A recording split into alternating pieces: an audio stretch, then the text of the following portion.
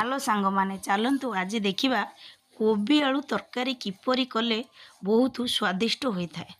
प्रथम कौन करवा ना गोटे कड़ाई नहीं जावा से किछि तेल देदबा से गरम होइथिबा तेल रे किछि गोटा गरम मसला किछि फुटण और स्वाद अनुसार चीनी देदबा एवं तापर से कौन करवा ना बाटी रखिथिबा अदा पियाज रसुण को दे दे भल भाबे गोलाय नेबा।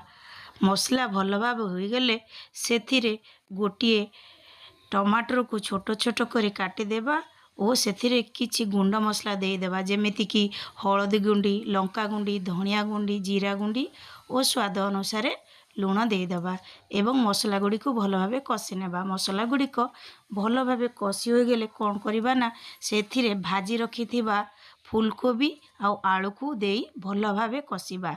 कषाटा भल भाव हो गले से किछि पानी दे ताकू भल भाव गोलाय नेबा। तापरे गोटे ढांका दे ताकू 5 मिनिट पाई फुटाइबा को देबा। आपण माने तो जानिछंती एबे विंटर सीजन चली सबुआड़े तो कोबी अवेलेबल। आपण तो कोबीर बहुत प्रकार आइटम खाइथिबे थरे एई प्रकार कोबी तरकारी करी देखंतु ना निश्चय भल लागिबो।